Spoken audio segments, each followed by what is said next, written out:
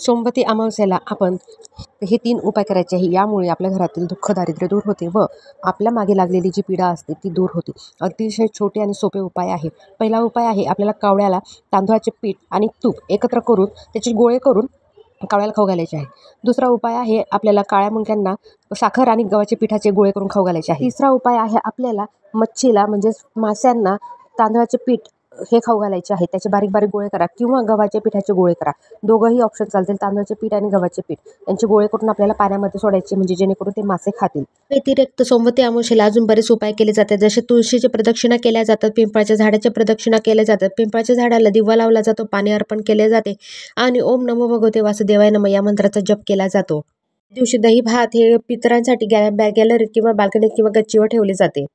महादेवावरती काळे तीळ टाकून जल अर्पण केले जाते. ओम नमः शिवाय या मंत्राचा जप करावा किंवा ओम महामृत्युंजय मंत्राचा जप करावा. छोटे छोटे उपाय, सर्व उपाय करून बघा.